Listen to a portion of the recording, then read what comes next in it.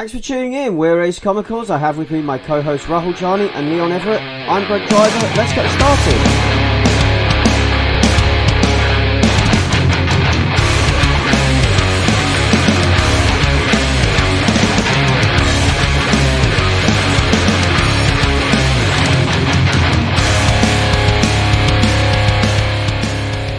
Happy New Year. Welcome to Ace Comicals episode number 26. The first episode that we're doing in 2018.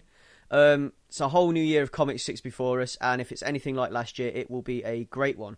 I am joined today by the usual suspects, Leon and Ray. Hey guys, Happy New Year. Happy New Year. So, with the publishing of so many truly great comics and graphic novels over the last year, what we've decided to do for our first show of 2018 is to reflect back on some of our favourites.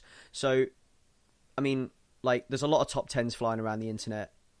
People have been doing top 10 lists for various internet news outlets.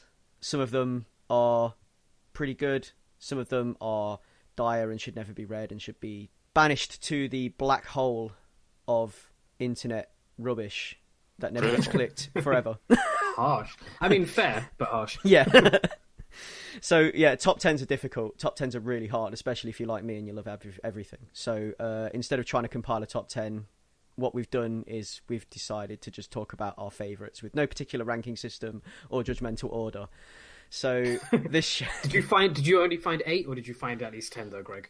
I found more than 10, but what I tried to do was I tried to be selective and pick ones that I really, really, really liked.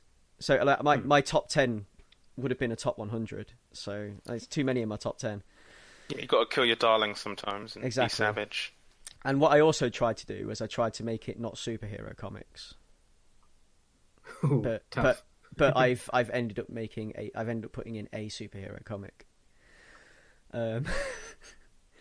So yeah, it's this is the Ace Comicals favourites of 2017. So that's what this show is. So each of us has a list of things that we loved the most from last year that we've probably talked about previously on the show. So all we're doing is just reiterating why we love it and how we love it, kind of thing.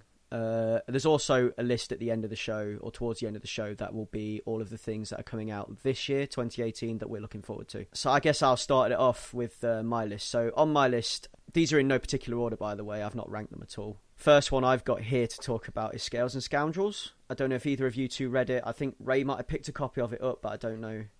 Yeah, I picked up issue 1, but I never actually continued with it. Really great art style, though, if it's the one I'm thinking of. It is, yeah. It's the really sort of bouncy D&D-ish story with like the really colourful, dreamy art style, and like it's.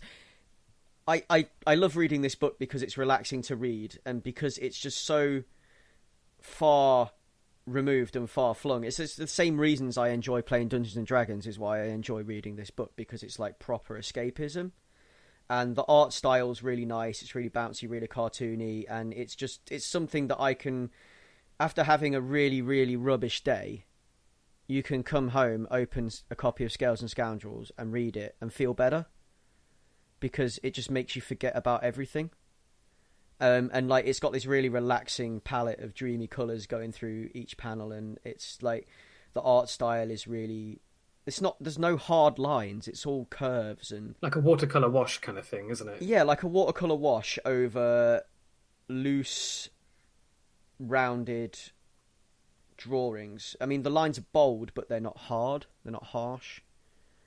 And this is why I like it. And I love the story as well. I love this kind of like this Dungeons and Dragons style world we're in with these adventurers and this young girl who is a treasure hunter, but there's something quite special about her that I'm not going to spoil in case you intend to read it. And obviously the people that she joins up with, this band that are kind of on a jaunt because one of them is a prince of another nation, and this is what they do. They go on adventures to... I think it's kind of to... like a rite of passage type thing, coming of age style thing, where they go on an adventure. And I think I like it's really cool. I love the characters in it. There's this little dwarf girl who is afraid of the dark, and this whole thing that dwarves live underground in the dark, and she can't stand the dark. But yeah, no, it's a fantastic little book. And Who's that done by again? Sorry? Scales and Scoundrels is Sebastian Gerner and artist called Gallard, French cool. artist, I believe. Also, it's Sebastian Gerner, which is Shirtless Bear Fighter. Yes. Oh, sweet. Yes. One that would have been in my favourites, but I had to cut it because I have other favourites. But yeah, honourable mention to Shirtless Bear Fighter there for being one of the greatest things I read last year. But unfortunately, I made this list and I didn't put it on that list, and probably should have. But you know, list can only be so long, time constraints and whatever else.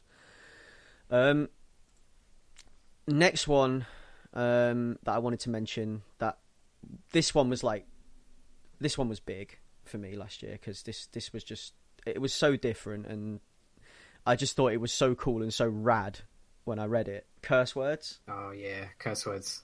Favourite of this. Yeah. Very good recommendation there. Yes. Yeah. Tis an Ace Comicals favourite, tis Curse Words. It's something that I think all three of us thoroughly enjoyed last year.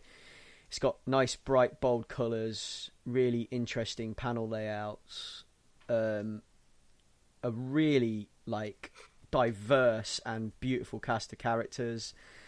Everyone, all these different types of magic and power, and it's so surreal in places. And the way that they illustrate the magic is illustrated in these books. And I'm just flicking right now through the holiday special while I'm talking about it here. And it's a beautiful, beautiful book. It's so colourful and so... This is a running theme with me, by the way. Big, bright and colourful. Yeah, I have to agree there. Spoilers for my list, but this is one that's also in mine. And I echo everything that Greg has said about it. I think that Charles Soule, Ryan Brown, and Jordan Boyd as a team, they just bring this kinetic energy and vibrancy to the book, and it handles a lot of things that seemingly could fall flat, and I've seen fall flat in other comics, but like I was saying, it's kinetic, it's funny, it's absurd, it's over the top, but the world building is really exciting. And I think there's a good economy of sort of time spent in the world, but how much you sort of get absorbed into it. And I really enjoyed that. I mean, I think I said in an earlier episode when we were talking about it, how it just feels like just the color palette and the general sort of look of the art. It is like the sort of proto sort of stereotypical Image comics. When I think Image comics in my head, something that looks like Curse Words appears in there. Yeah, so I love it. It's definitely got that Image look about it. And like you say about the world building and stuff inside the book, it's funny, it's grand. It's another one that takes a kind of a fantasy edge, but it's kind of marrying fantasy and the real world together. And it does some really interesting things with that, I think. And definitely. The way that people in the real world react to the use of magic is brilliant. Yeah, it was a really, really interesting cool. But I think I described the artwork in places as something that you might find on a heavy metal album cover at one point, because it's got that kind of I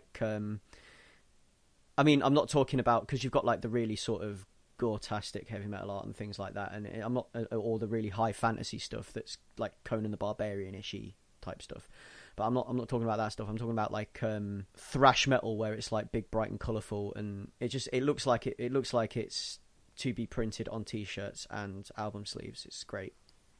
Definitely. No, I'll just add. I think that for something so over the top and dealing with magic and powerful magicians and monster type thing, I think it handles its internal themes and its character based themes really well, and I think it straddles those tones quite effectively. Yeah, definitely. The way the characters are written in this, and the way that they come across, and the way that they interact and everything else is it's great, because it's although they're from the fantasy realm, that you actually get the impression that there's not that much difference between the two places, and they're still just people, and although they use magic and everything else, they're as down to earth as anyone else at the same time. Like everyone's got history and baggage. Yeah, exactly. Yeah. Third one on my list was a book called Godshaper, which again is one that was like a favourite of the cast, because I think everyone read this, didn't we? I only read issue 1. In fact, this is one of my regrets, which we can sort of touch on later, but I've really been intending to read on this because of how much you guys are hyped it up. Yeah. See, I followed this start to finish. It's like strange worlds, like an alternate version of 2017, where all technology has ceased working, but it's just like since the 1950s, so things haven't really moved forward since the 1950s. All technology is kind of just moot, and everybody has their own sort of personal god that does everything for them. Basically, it's like your wallet, it holds your money. Money is like belief in this, so the more a god is believed in or prayed to, the bigger the god gets, the richer you are. And when you spend money, your god gets smaller. Gods can be anything from like some gods have like cameras for faces, and these people are like, their job will be photographer and their god is their camera type thing, and things like that is kind of the way it works and how the economy works, and everything hinges on these gods, these individual gods that these people have. No one really knows like why this happened or where this all came from. It's so the creative team behind this is a chap called Simon Spurrier and artist Jonas Goonface. Now, he, like that, the way the art is in this book again is it's like it's something to behold. It's something completely different. It's you can probably just hear me peeling open the bag and board because I'm just pulling the book out now. It's really colourful. I love the designs of the characters and the gods, especially like some of these like wild god designs, and the characters. It's like got a cartoon edge to it, but it's not too cartoony. It's still like still quite detailed and quite, I don't know. I don't want to say realistic because that's just complete opposite to what I've just said. But it's there's this the themes running through it as well are handled really well. Themes of people being cast out because, like, if you haven't got a god, if you were born without a god, then you're an outcast of society. No one wants to know you because you don't have a god. People born without gods, though, are also very useful to society because they are what is known as shapers, because they can change your god's form to serve another purpose. So say your god is a camera, as I described before, a shaper can change that god so it becomes a television instead and can show signals instead of just taking photos. And as you know, like because you haven't got a god, you can't have money and things like that. You're just, you know, you have to just live off whatever you can, and so you travel from town to town shaping gods for people. In return, you get paid in kind, you get paid in booze or clothes or whatever else. And it's so these people are cast out by society and no one wants to know them, but at the same time they're like a really integral part and everyone needs them, otherwise society doesn't function, because you need people to sort of change the purpose of your god in order to be able to do different things and to be able to survive, basically. And I just, you know, start to finish, I just absolutely loved this book. And there's this whole like punk rock thing going on through it as well, this like movement of like, because music is, again, people use gods to make music in this world, and there's this whole sort of musical movement going on where people make music without gods, and it's yeah, it's like a kind of a punk rock movement that, again, people hate or people are wary of, because this is everyone's opinions is still very much entrenched in the 1950s as far as like opinion and as far as like social how do I say it, social what would be the word? Social standing, social rights. That's it. Yeah, that kind of thing. There was like a phrase I was looking for that encompasses all of it, but I couldn't think of it. Yeah, and this musical movement is called Cantic, and it's cool, and it's hardcore, and it's like it's like really raw and like It's a movement. yeah, it's great. I love it. No, I love Godshaper. Definitely, that was definitely one of my favorites from last year. And Yeah.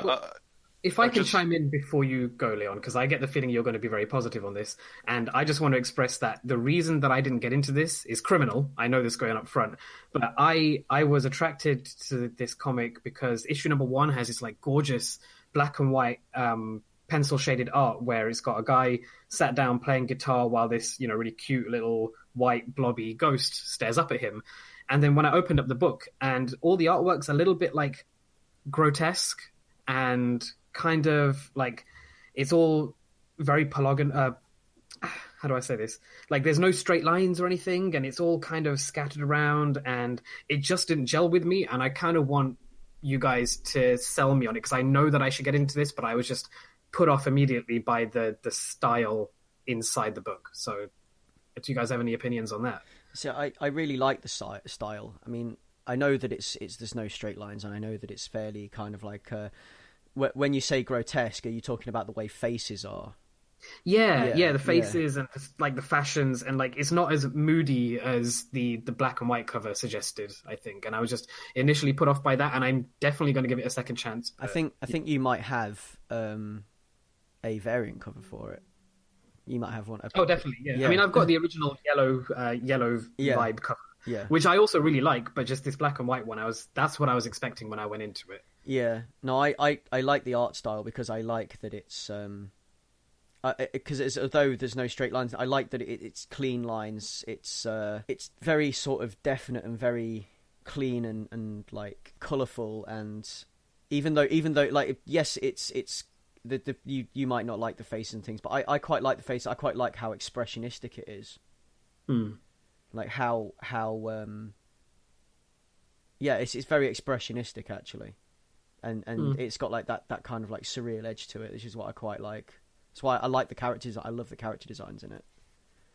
I love the way it's drawn. Cool. Yeah, no, I love it. I'm sorry I butted in, Leon. What did you have to say about it? Oh, I was just gonna add a few things and build on a few things that Greg was saying, because like with curse words, this is another one which is also on my list. But I'll quickly to touch on what you were saying. That disconnect is something that we brought up before on an earlier episode, and it's definitely one which I do think about, and it affects me, like especially with being in an age with like so many different types of variant covers. I just always wonder, like, the efficiency or effectiveness of that, because usually, like, alternative art is something that you'd like to see afterwards, and you're like, oh, that's a cool take on what the art is. But generally, I sometimes just find the disconnect of what is on the front cover to what is in the pages to, like, almost betray what the actual comic is about. And I know why it's done. You get guests in, and it gives you like high visibility. And it's, if you get like a well-known artist on there as well, it's cool to see their style of the thing. But it's one of those things where I want to see it after at least the initial like when I know what the texture and tone of the actual comic world is, then I want to see like stylistic versions of it, but not before. Like, I don't want to see this cool moody thing and then go into something where the tone is actually more jovial or more like action packed or something. So like that is something that I think about a lot, and I know it's not always possible, and I know why they do it, but it's one of those things where it would be nice to have artists do the covers, and I know a lot do, and I love when they do, but I always feel that feels like more of a reflection than when they have guest artists in there. But I mean, that's the thing that we'll surely have more to talk about in future. But talking about the comic, I won't go into too much. There's just a few things I want to co-sign Greg on, and I really like that the world is this cool sort of original feeling world of magic. by bringing it into this sort of world where like mid last century things have just stopped. So you have this sort of agrarian ruralness, and like slow travel between towns, and like coming and going, and this sort of punk movement, the Cantic, like it has this like very, I don't know, it doesn't feel like a combination of things that you see often, and that's what I quite enjoy about it. And like as Greg was saying, it's like super colorful, and I find it like imaginative, and I like the art in the panels I find to be very stylized in a cool way. And it's like you're saying with the sort of the grotesqueness and the faces. I love how sort of cartoony that is in the way of sort of imbuing personality into someone's design. Yes. And I think it's a thing that works in some places, like in some comics, and doesn't work in others. And I think for this, it really suits the story being told. Mm. So you're better. Sorry, I was going to interrupt you there, but you're better at words than me. so there's like all the things that I've just tried to say. But like it's true. Like it's something that for me, and for what it sounds like for you, is something that really connects. And like you're saying about the themes, I think they handle the themes of like isolation and discrimination really well. Where you have this sort of lower class of people who have a service which is necessary for the world, and it just reminds me of like sort of lower paid immigrant workers in like Western countries who everyone tells them to like go home and get out, but the world wouldn't function without their like low paid services. Yeah. So I think that's a really interesting lens that they're putting on there. All these people who live on the fringes, and who are sort of mistreated by the structures of like class and like capitalism. So I think it's doing a lot of interesting things. And it was interesting. It came out this year where we had the Brian Fuller and Michael Green live action adaptation of Neil Gaiman's American Gods book. Where we're talking about sort of the currency of belief. That's something which is hit on a lot in the book and a lot in the show. And I think that while in American Gods, the gods are more sort of like iconic type celebrity type characters. In this, the gods are just servants to a degree. They're like sidekicks in a way, who have a function but can also be a nuisance. I mean, in ways they're like Pokemon and like pets. Yeah, and they like, if they wanted, they pretty much could like lay devastation really, but everyone has their place in a particular way. And yeah, I just think it handles all of those things really well, and it was something where it had this sort of moody feel that, and like, it took me to like an interesting place reading it each time. So that's why it's on my list. Yeah, definitely. Everything that you just said, because I things that I've tried to articulate but failed at. But yeah, definitely. And when we spoke about it before on the podcast, so maybe go back and check out a previous episode as well where we talk about it in depth.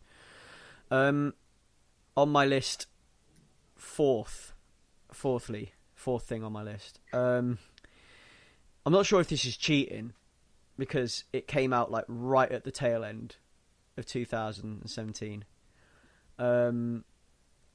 And it's one of the things that I tried to avoid putting on my list because it was a superhero book, but I couldn't not talk about it because I thought it was a really cool take. Is X-Men Grand Design. Now, this is there's this fella called Ed Piscott who has what he's done is he's taken every single like pivotal event from the X-Men timeline. He's taken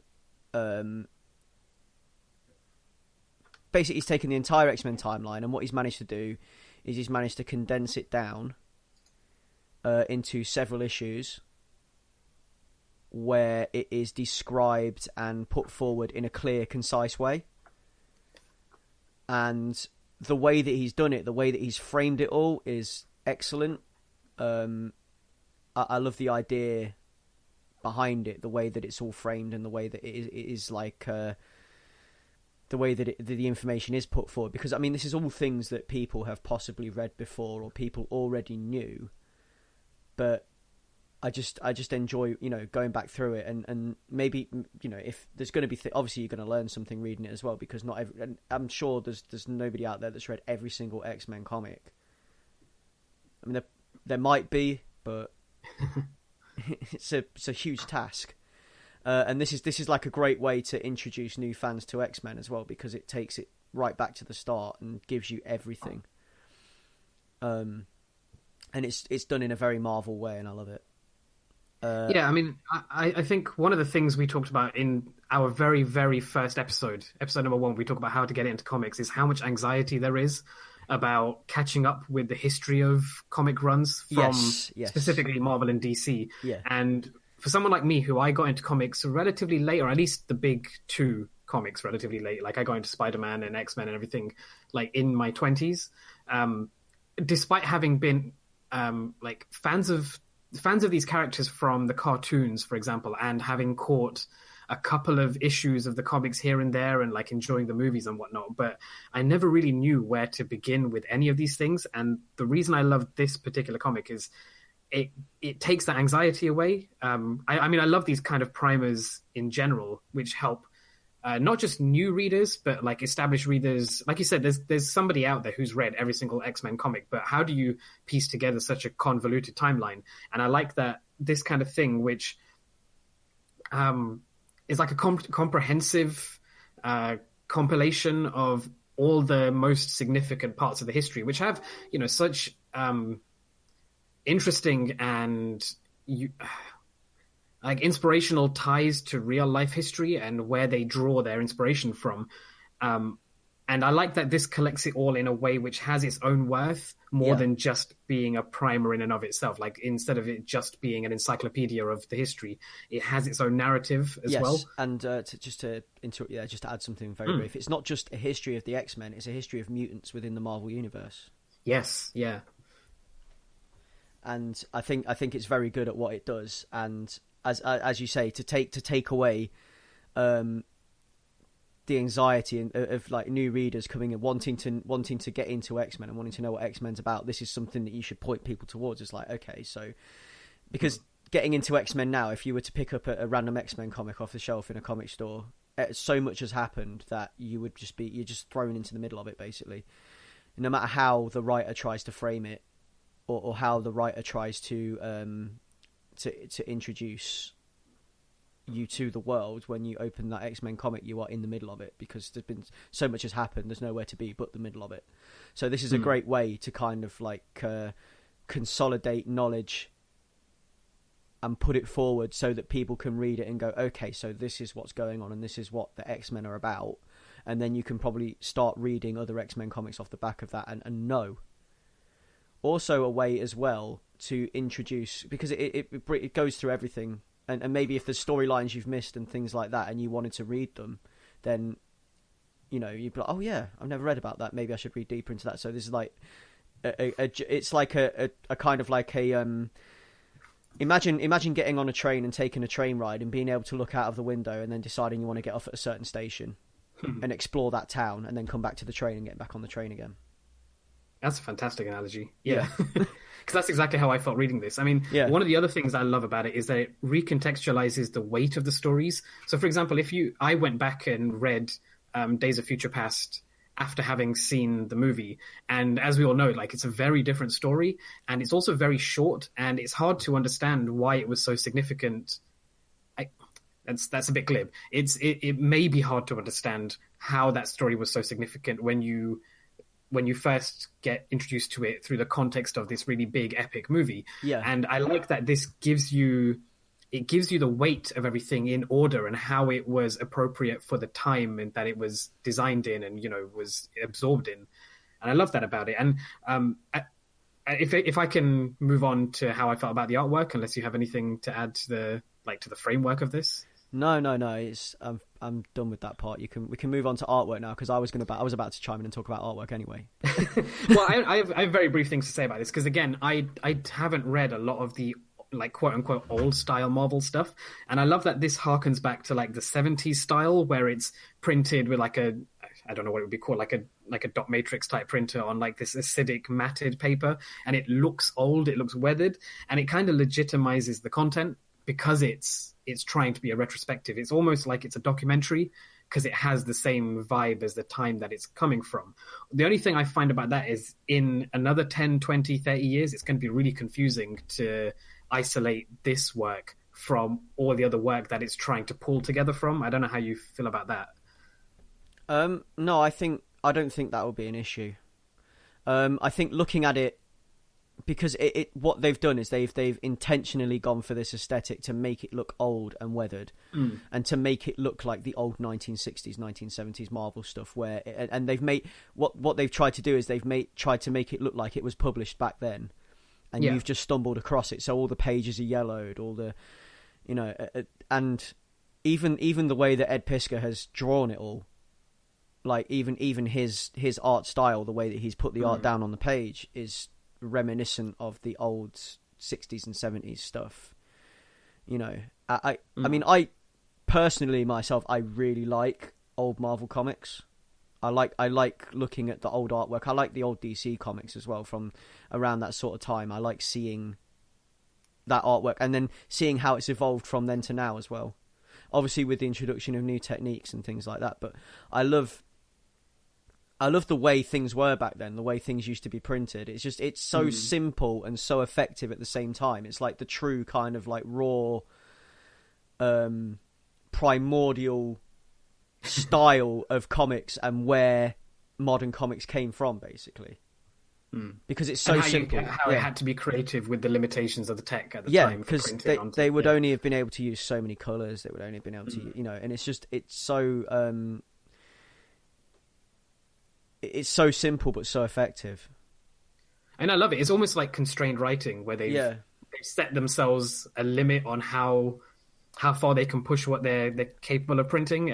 I mean, don't get me wrong, I love the style. I just think it's funny thinking about it in another 50 years time about how it's going to get lost in the sea of all of the comics. But what I love about it is that they can emulate it so accurately. These days you can that you can take that aesthetic, and that what was like back then the standard has now become a specific aesthetic that people can take and apply these days as like a style, and I think that's quite interesting. As Greg, as somebody who has experienced a lot of these old 60s and 70s comics, do you find there's a disconnect between this and the old stuff in the way that you would get with, say, a film that was genuinely filmed in the 60s or 70s and a period piece that's trying to emulate the style? So like the thing I kept thinking of was what's that David Fincher film, Zodiac? And how it has this aesthetic that really fits the tone of what it's trying to achieve, but it's clearly an emulation. Like, do you get that sense, or would this get, if you put pages of this in the middle of something that was genuinely from the 60s, would you be able to tell the difference? Oh, you'd definitely be able to tell the difference. Okay, right. No, I mean, it's not. It's an emulation of, and it's an emulation of. It's not like you could. It's not like you could like you could shove this at the back of an annual from 1967 or something, and people would know, because it wouldn't.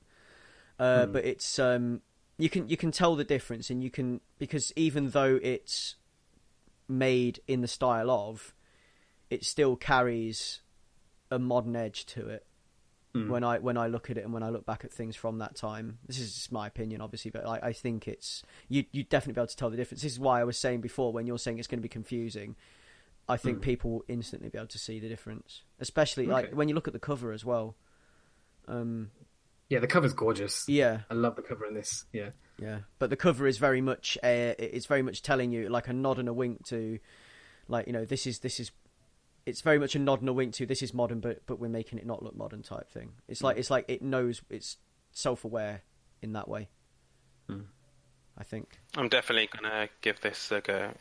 It looks and sounds really interesting. It is, and there's awesome. As of this week, there's 2 of them. So I mean, we're recording this, and the last NCBD was the 3rd, Wednesday the 3rd of January. So 3rd of January was when the second one came out. So there's 2 on the I believe there's 6 in total. So he said there's going to be 6 issues, 3 trade collections. With Ed Piskor saying that it's basically his way to make the first 280 issues of Uncanny X-Men into a lean 300-page story. And to quote him, after some deliberation, Marvel said, do it in 240 pages across 6 issues, 3 trade collections, and then sent him a contract. But aside from the concession of these extra 60 pages, Grand Design is a completely faithful vision of what I want to do. Yes. So I think that it's going to be, obviously it's going to be like two comics per trade, but these are oversized comics. They're not regular sized comics anyway. And I think it's going to be one for the ages. It's going to be one of those things where it'll be on your shelf in 10, 20 years time next to Batman Year One. I truly believe that. Bold. Yeah, I think I do believe that. I honestly believe that because it's so. How like when something can stand on its own, and it's something that maybe critics and people will buy because it stands on its own and it gives you like a brief rundown of a certain character type thing, you know. And it's not something where you need to have read X-Men before to get it because it is the history of X-Men. Yeah, I'd get in on that action. I agree with you. Yeah, because you don't have to have read Batman, for example, to read Batman Year One, because Batman Year One is kind of like a take on the beginning of Batman, and it's something that critics have on their shelf, and it's one of those things that gets labelled more as a graphic novel than a comic, even though they're essentially the same thing. But yeah, that's where I think it will be in 10, 20 years' time. I think it'll be one of those.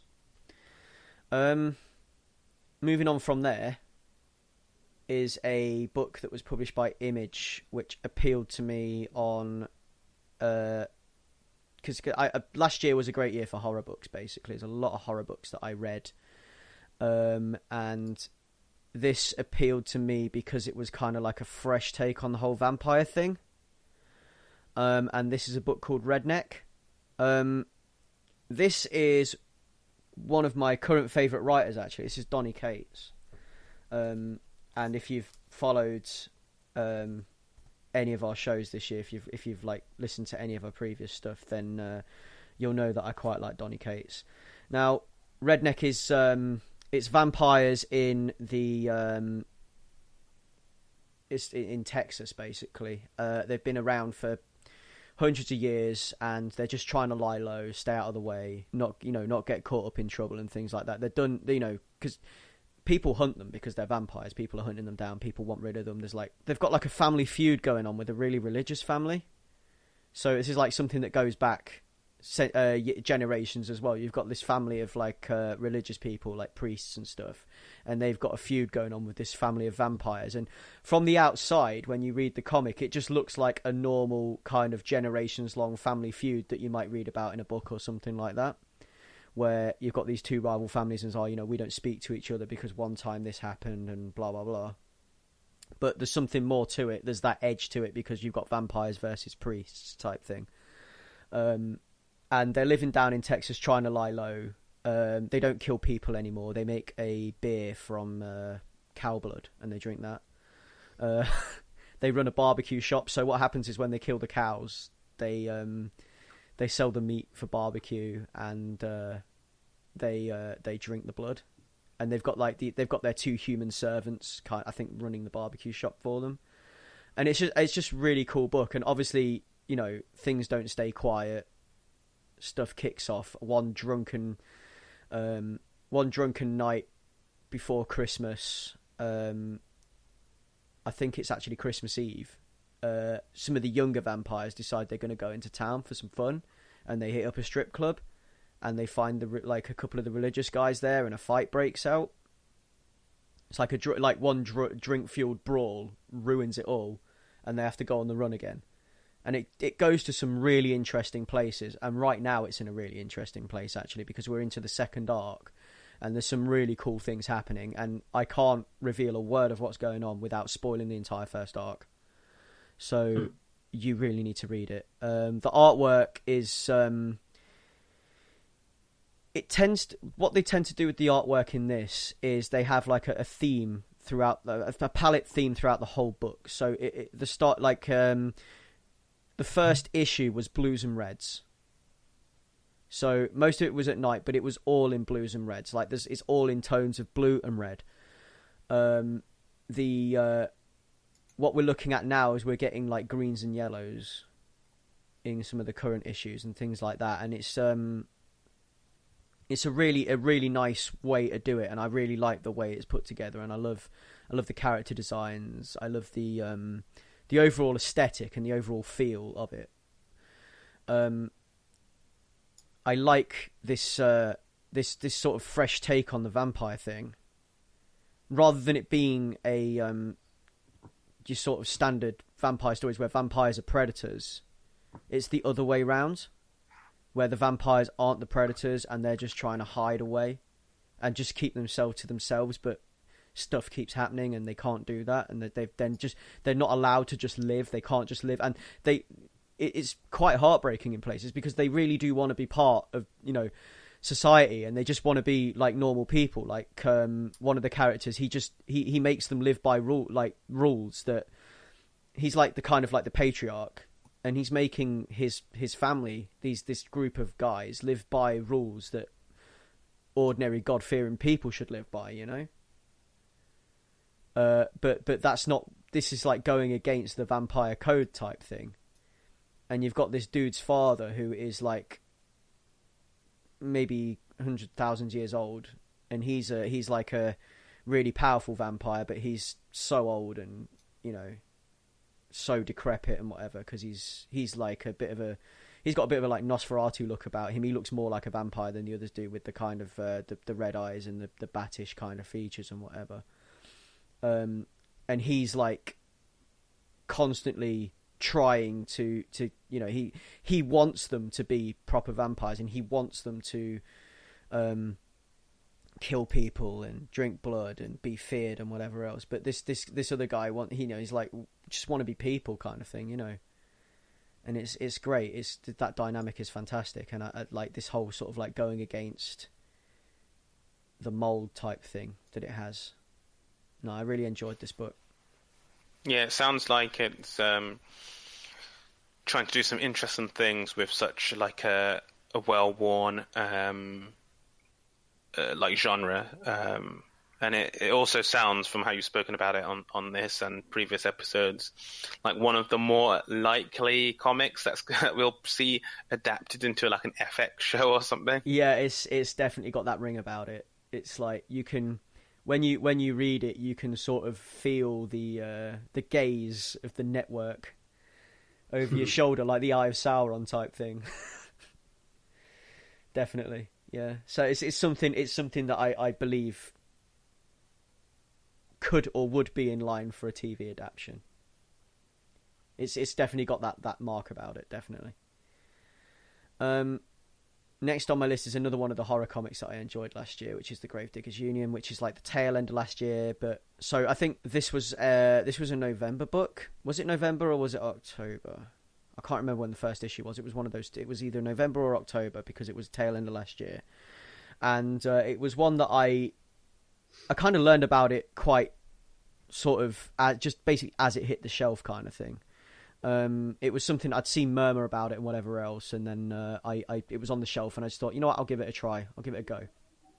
And wow, was I not disappointed. This is again one that's on my list for being interesting and fresh in the way that it uses certain themes. So what you've got this kind of like Lovecraftian opening to the first book, which when I spoke about it before, I've mentioned, and then what this book does that's interesting is it takes supernatural threat and turns it into natural disaster, and uses this whole kind of throws this whole supernatural filter over climate change.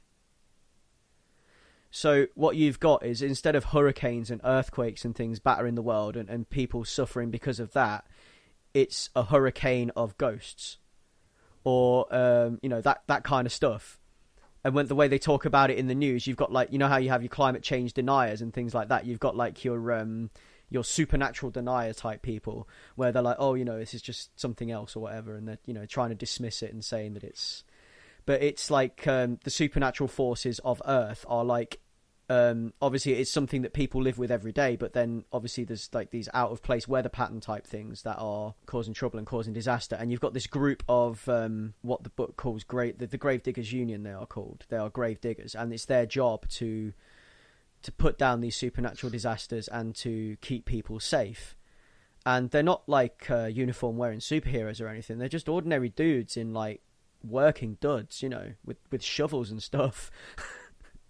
And like you've got them like fighting zombies, and once the zombie's been beaten, they bury it again, kind of thing, in the ground. And this is their job to keep people down, keep the supernatural threat down. And it's just getting harder and harder for them, and they're not getting the funding they need. And something bad's happening. It's like getting towards the end of the world type thing. They know something bad's on the horizon because they're seeing all the signs, because it's their job. And it's about how they deal with that.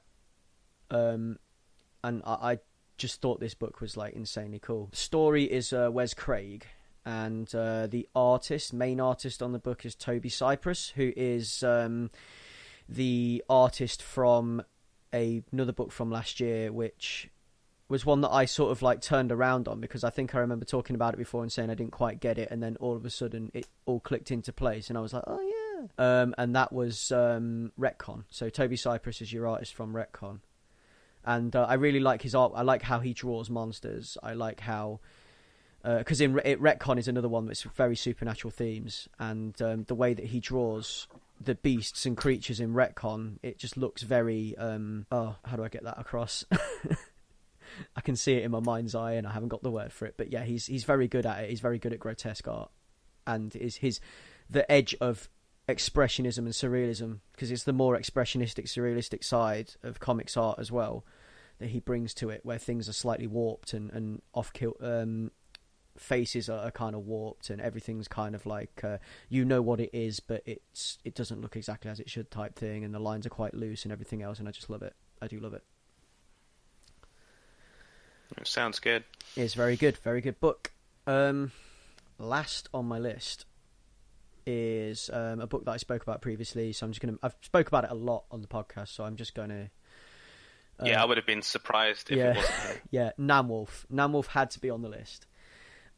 It's a grindhousey Vietnam story about a werewolf who he doesn't know he's a werewolf, and he goes off to fight in the Vietnam War because he's drafted, and on his way over there, his dad kind of gives him a letter on his way out, and the letter sort of explains to him that you're actually coming from a family of werewolves, and you're actually a werewolf, and this is like the past. This is like the coming of age type thing that all werewolves do, because each of us, like I've been to war, your dad's been to war, and all this. Your granddad's been to war, and everything else. And when we go to war is when we find out we're a werewolf type thing. So this is how it goes in our family. And while he's out there, it's like really grindhousey, really fun, action packed. The opposing sides have their own monsters as well, and it turns into like a monster movie battle type thing, and it's great. I love it. I love the artwork. I love the writing. It's written by Fabian Rangel Jr., and the art is by a Logan Farber, and as I've spoken about it before, it's a really great little book, and that is published by Albatross. And it's out in trade now, so if you want to pick up the trade, pick up the trade. So I guess that's my list over with, and I think I've talked long enough. It's been a good year. It has been a very good year. So, Leon, what was on your list? Yeah, I'll just run down mine quickly. I mean, we've previously spoken about Boom Comic God Shaper. I really enjoyed that. Definitely read it, people. We've already spoken about Image Comics Curse Words. Again, go out there and read it, people. So I'll start off with Victor Laval's Destroyer, which is Boom Comics as well. And it's funny because I hadn't really, before last year, I hadn't really read any Boom Comics. So I found it interesting that they hit me with the 1-2 punch. But Destroyer by Victor Laval, written by Victor Laval, art done by Dietrich Smith, and colors by Joanna Lafuente, is a fresh take on a very well-tread concept, and that seems to be the theme of a lot of our sort of favorites of last year so far, like fresh takes on certain tropes that may have been run into the ground. And with this book, the basic setup for it is a scientist is basically trying to resurrect her son, who was killed by the police a few years prior. And it's really effective. I mean, there's a big sort of conspiracy for the people she used to work for, and they're like hunted. But at the same time, also she is a descendant of Dr. Frankenstein. At the same time, that same Dr. Frankenstein's monster walks the earth like Cain. And so you have these two sort of threads of story which you have a feeling are aimed to cross paths at some point during the story. And I think it's really effective at like grappling with like pain, anger, and hate, and also how these things can be transformed into obsession and dedication. And you get that a lot in the relationship between the lead character and her son. And I think it touches on a lot of interesting topics, like the devastation of losing a child, but also it like shines a light or more shows the experience of the reality of what it's like being like a black woman in America and having a black son whose safety you can't guarantee, but also the invisibility of being like a woman of color in a STEM industry, and also being a woman in that industry as well. And I think it touches on a lot of those things, like really interesting, while being like a really effective horror book. You have this like ever foreboding presence of the monster out there. I mean, the first time you see him on the first page, he's sat on a throne of ice in Antarctica, and the way that escalates, you have this sort of overarching, larger-than-life story,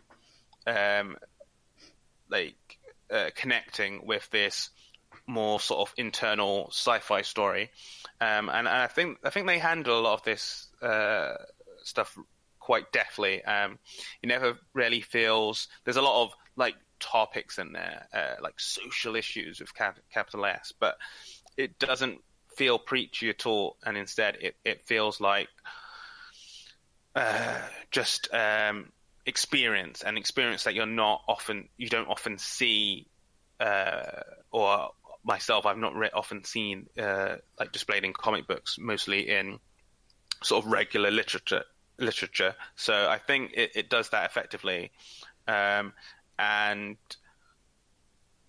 being a 6-issue, I feel like the arcs and the story structure and pacing are handled quite well, and things that you might be dizzied on earlier on in like issues 1 and 2 sort of paid off in later issues, but not in a sort of neat like bow. So I quite enjoyed that, and I thought it was an interesting vehicle to explore a lot of the things that it does. I mean, there's a lot of cool things done with like wordlessness and flashback, and the way how you have like the monster, and without going into any super details, you have this sort of theme of like clumsily trying to like help and intervene, but actions leading to more pain.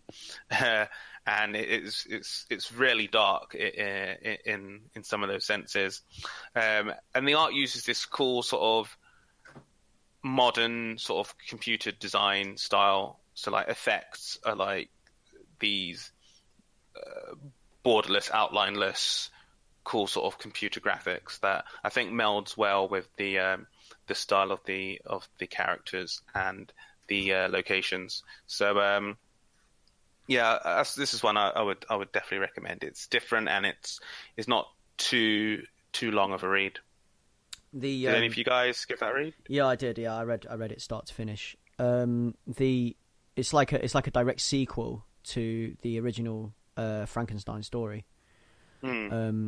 I think is what it's supposed to be, and like you say, I love the way that it deals with like very modern themes and everything else, and manages to tie it back to the main themes of the Frankenstein tale, which is loss, anger, hatred.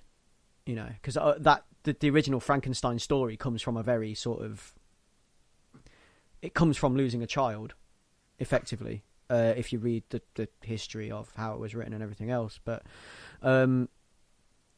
it's it was a great story, and yeah, I like the fact that the main sort of villain in the book is a direct descendant of Victor Frankenstein, and yeah, nice, it's great. Yeah, I think the way that you put it as it being a vehicle for these social issues with a capital S, I think that's what appealed to me the most about it. And I actually want to give this a second read just to absorb it all again, I think.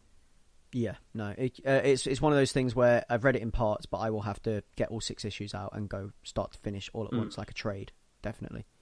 Yeah, I feel that it reads better that way, because initially, like issue to issue, I was mentioning issues 1 and 2, I was like, the way it was passing out details, I was like this is cool, but it's a bit too dizzying, and it's only 6 issues. But on rereading them as a bunch together, it does tie in more satisfying. Yeah, definitely, 100%. Yeah. So after that, the next one on my list is Black Bolt, written by Saladin Ahmed and art done by Christian Ward. And I spoke about this not too long ago in a previous episode, as I've been meaning to pick it up since it came out, and only got onto it recently. But this has been a really interesting and sort of power-packed debut for Ahmed, who's his first time writing comics. And I think it does a really cool thing where you have this overpowered character who is stripped of that power and is forced to deal, is put in a horrible, basically put in hell, and has to sort of work their way out of it.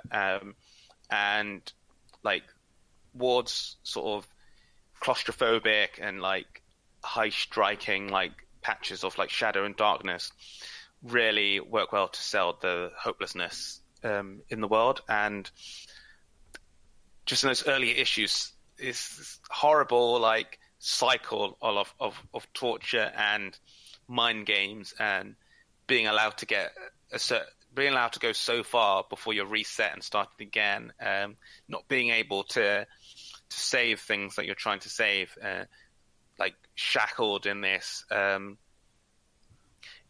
prison, like erroneously, and the frustration with not being able to right this wrong. I think it's done really well. I've never really, like I was saying on the previous episode, I've never really digged into any Inhumans stuff, so I'm not sure how this tracks with the previous, but from my sort of outside looking in, it does feel like a bold and fresher take for this character, and there are themes in this which follow with the next book, which I'll mention shortly. But I think it's really good at being internal without feeling small, and I feel like mood and tone are conveyed really well with the words, but also really well with just the art, and like the panel structure really feels like it follows like filmmaking laws, or should I say like filmmaking tools in terms of how to convey emotion and how a character is feeling by how they're framed in the shot and how they're blocked. And I think it does all of that really well, and I'm interested in following where it goes. Definitely one that I should pick up, I think, because I've heard some really good things about it. Yeah, I think you'd find it interesting. Definitely. Are we at the end of your list, Leon?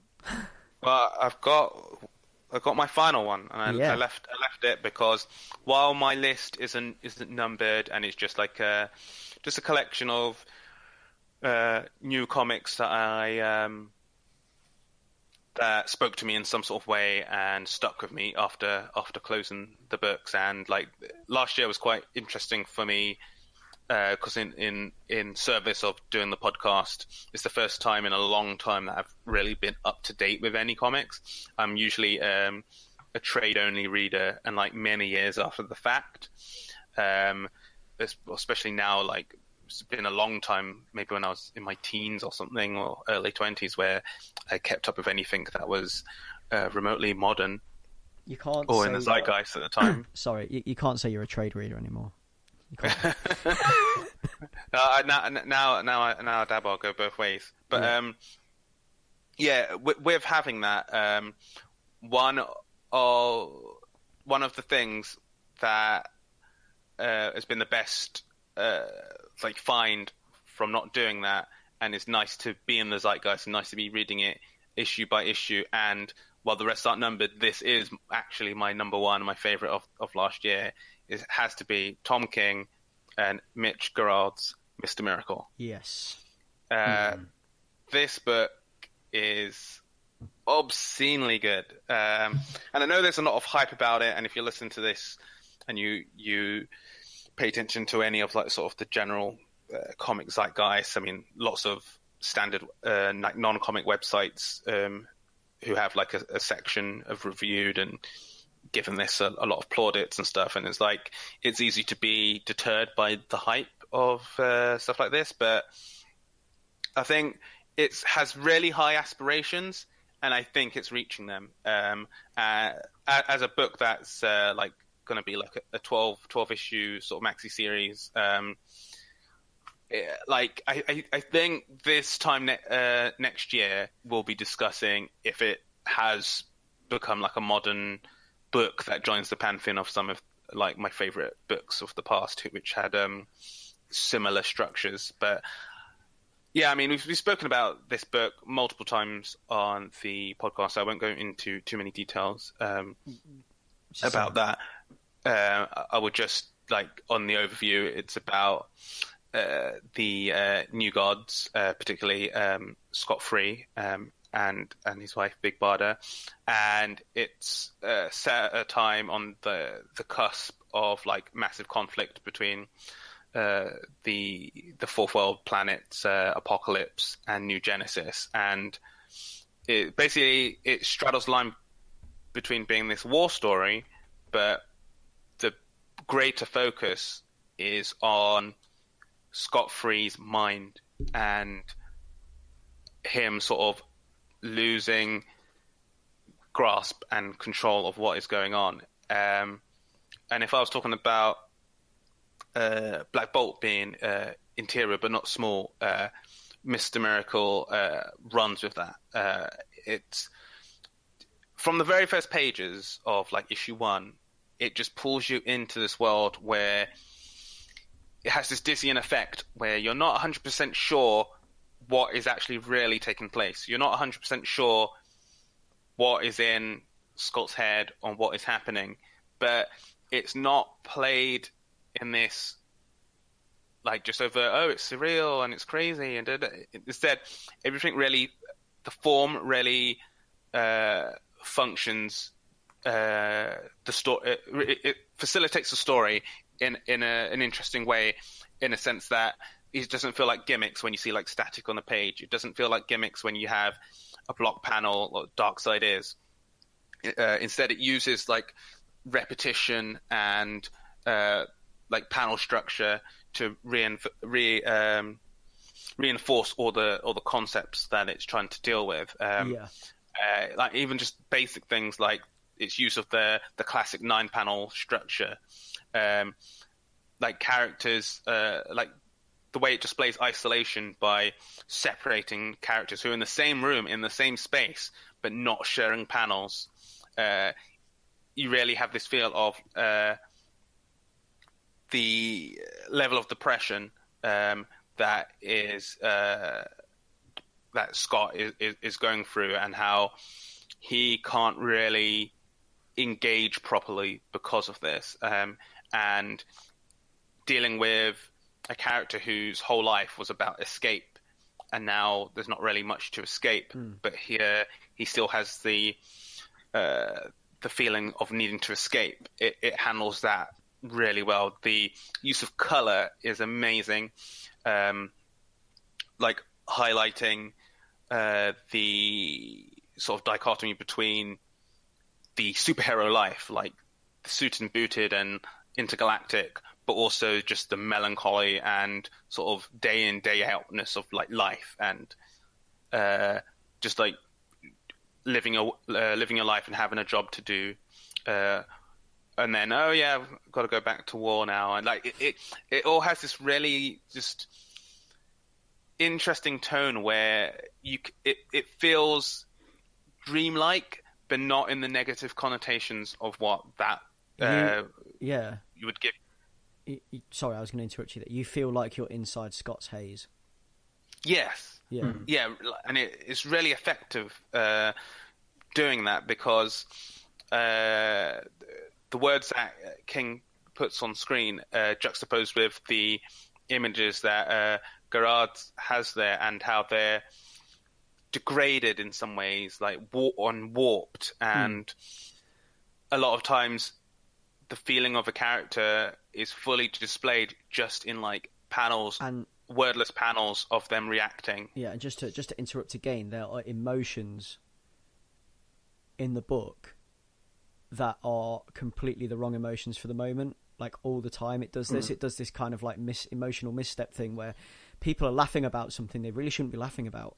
Yeah, and it's just it's just really good at doing that stuff. And on rereading the issues that came out last year, there's a lot of things I've noticed on second reading, and it's got me asking a lot of questions about the nature of how this has taken place and where it's taken place, and it's just its use of like really like dark humor in out of place ways, and the way how certain characters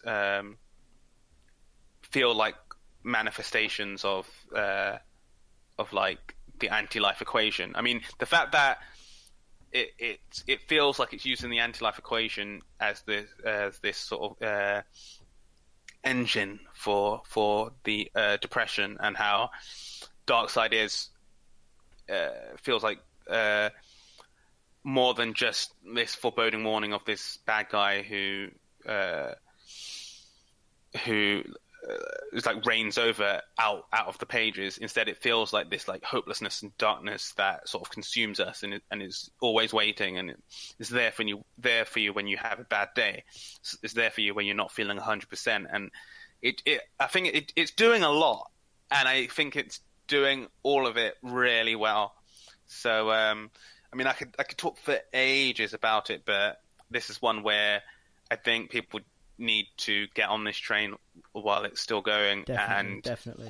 I think when it's done, it'd be good to have a spoiler-laced discussion of it in full. Yeah, we should. We definitely should. I mean, but yeah, that's my favourite. Yeah, much like you, Leon, I've got a list of things that spoke to me over the year, but Mr. Miracle is also my number one if I had to pick one thing that was my favorite. And to like connect some of the dots that you just placed down, I reread everything that we have of Mr. Miracle to date from this new run, and I was pondering like you just said, it's getting a lot of buzz, and I was trying to think of why that is.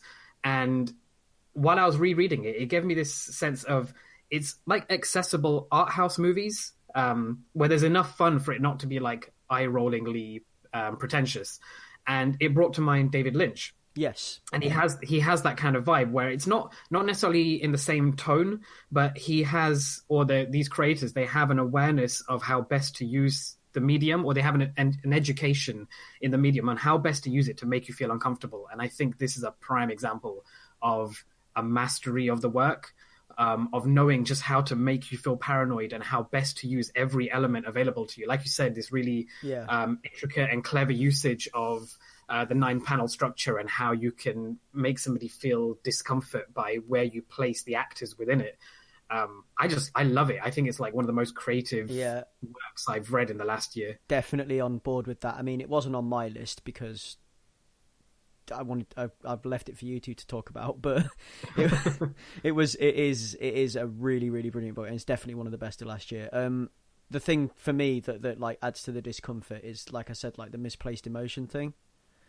Like, I guess that ties into some of the dark humor you guys mentioned as well. Are you're both completely up to date with it, are you? Yes. Yeah. Yeah. Okay. There's a great moment that I want to talk about, but I don't think I should on the podcast. Can I? Like Leon said, we should have a spoiler. Yeah. We'll have a spoiler episode at some point. We'll save specifically it. For. But there's a moment that really illustrates what I was talking about with like the whole laughing at things you shouldn't be laughing at type thing. And I know what you're. I think I know what you're talking about. That's brilliant. That's a brilliant moment. Yeah. I would just add. I won't go into full detail on this, but I think it's a really well done moment, which is a perfect example of how these guys are manipulating genre and playing the medium like an instrument. Is there's a series of pages where one character is interrogating Scott, and Scott is only allowed to answer in true or false. And having that structure where one person can ask these questions and you can only answer true or false, it's so... Like, I felt like I was watching it and hearing people speak. It's so powerful and well done, and it breaks down a lot of issues and a lot of what's been going on with the character in these panels, and it's just quick fire, and it's just like the use of repetition, but then the use of sort of like time, and the further on in panels we're getting the different sort of expressions on characters' face, while the structure is from panel to panel remaining the same. Did you do X, Y? Do you believe X, Y, Z? True or false? True. And like the way that's done, and the way it evolves, and the way it climaxes is just beautiful, and is one of my favorite series of like pages and panels this last year. Yeah, no, I love that specific scene. Sorry, if I can just add, that specific scene, while I was reading it, brought to mind like the kangaroo courts in some of Kafka's work. And if you're going to draw from any well to make you feel paranoid, it's Kafka. Like, they know exactly what they're doing. Yeah. Yeah, no, definitely. Yeah. Like, also, like, that particular scene also reminded me of Paul Thomas Anderson's The Master, the sequence of Joaquin Phoenix and Philip Seymour Hoffman, where it's these quick-fire, simple questions that sort of manipulate what the answer is going to be. And it's so effective how just the quick fire nature of that can bring out an intense emotional reaction from that. And that's one of my favorite scenes in that film. And like seeing it reflected here in a different way, it just shows how effective that line of questioning and framing can be. It's weird how we're all attracted to these stories of being manipulated and powerless. I don't know what that says about us. Sign of the times, man. Sign of the times. Sign of the times, man. This is the world we're living in right now. I mean, so moving on from there, Leon, do you have anything else on your list, or is, like you said, that's your punctuation for your year, right? Yeah, that's the period point on 2017, and it was good to make this this leap back into reading issues month by month, and I've been rewarded kindly. That was an exclamation mark, not a period point. Well, because I think if I can move on to my list, then go for it. Go with it. I think in a similar vein, again, these are, like Leon said, these are books that I found spoke to me, but not necessarily in any particular order. So one that follows on fairly well from Mr. Miracle is Number One with a Bullet. Now, I'm currently watching the new season of Black Mirror, and I think this is a perfect complement to those kinds of stories. We've only got 2 issues so far, but Number One with the Bullet, which we've previously spoken about and was one of Leon's suggestions for the rest of us, has this perfect like paranoid vibe about distrust in new technologies.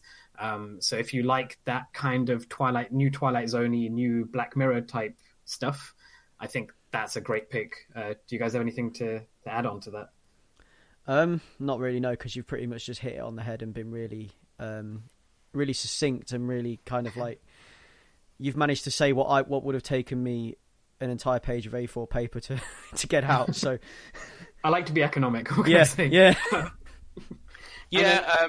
So I'll just add go ahead. on what you were saying. The only reason Number One with a Bullet isn't on my list just because there's 2 issues. So I was tempted, but I need to see more.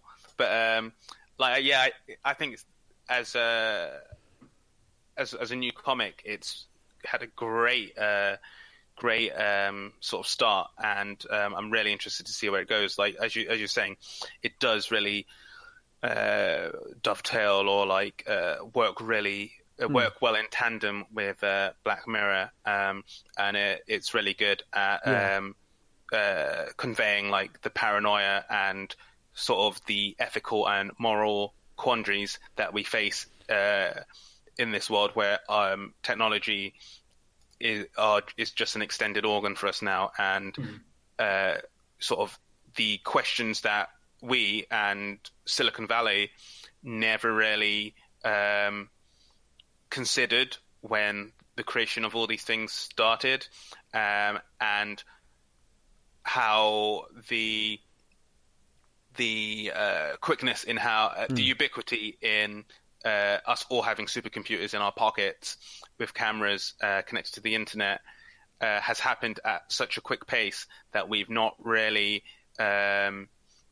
discussed or really considered fully the implications of all of this, and this is really sort of like a horrible sort of slide downwards into the extremes, and it's setting in terms of like 5 minutes down the road type thing, similar to Black Mirror, makes it a lot more engaging than if it was this like far off future thing. But yeah, like I love Jacob Simon's writing on it, and I think Jorge Corona's art is just cool in this really awesome sort of late 90s MTV style way. Yeah, no, it's No, I agree with everything. Yeah, on that, and also I like the point that you made about Silicon Valley not quite thinking through the ramifications of the tech they're introducing to the world.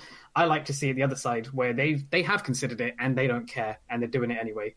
And I kind of like these kind of stories that make me feel a bit shit that way. So yeah, that works for me a lot. Oh dear. And then. Well, and then I guess my next one isn't really in the same vein. I think it's a bit more of a departure from this paranoid pill thing that we've just talked about. Secret Weapons, which I think we've all read. I think I picked this less on the story and more on the characters and the art style. I think I'm not actually that engaged with the story that it's telling. I think I just really like the relationship between all the people in this story. I really like who they are and how they, interact with each other, and just like these slightly offbeat methods of using the powers that they have. So it's kind of like a modern day update to the X-Men mutants type thing, where we have this collection of outcast mutants who are trying to fight for their survival and safety. I just love the gorgeous artwork in it. you guys didn't have this on your list, right? I haven't read it. You haven't read it? Nope. Okay. Yeah. Yeah, I've got the first couple of issues, but I haven't got around to reading it yet. But this is the Eric Heiser written one, isn't it? It is, yeah. And again, I think I've been a lot more loose with my picks for favorites of the year than you guys have. I think this is just something that it was very evocative to me at the time, and I just have this very vivid image of the covers and like how bright and bold the covers are in my head. And similarly, moving on to my next one, Mech Cadet U, which I just adore. I think I've talked about Takeshi Miyazawa's artwork in the past in the context of Miss Marvel. I really love this story. I like that it's basically, or to me, it feels like a manga colorized and blown up to Western comic size. And it's just this adventure, like adventurous, big, bold action, sense of fun and simplicity with like fairly easy to understand motivations and antagonists. And I think I just like that it's a breath of fresh air to be as simple as this, you know, not overcomplicated with the machinations of like who the bad guys and good guys are. It's like big toys playing together. It looks like you know Transformers like being bashed together on the page, and I loved it. It's the reason I loved it so much as well, because it's a love letter to 70s mecha. It's great. Yeah. And then next, I think maybe I should have put this higher up, closer to Mr. Miracle, but The Beautiful Death, which I brought up a few times, and I finally convinced you guys to read it. And sorry, I should have had the name up here. I've forgotten who. Mathieu Bablé, that was it. And it's actually a French comic that came out quite a few years ago, but has been reintroduced to England and America. And it's this post-apocalyptic story of just a world where the human population has been decimated, and we're following a group of people just surviving. And I like that it's quiet and just beautifully put together. I think the artwork is fantastic. I put it in the context of James Sticco. Is it James Sticco, Greg? Yeah, yeah. He's my one of my favorite artists because of his ability to make to just like beautiful detail in everything, kind of thing. And I think Mathieu Bablé does a similar thing with this, but it speaks to me a bit more because of how maybe it's just the setting of it being these metropolitan cities that have been not necessarily laid to waste, but just emptied of all humanity. And I love how much detail and energy and effort has been put into expressing this concept.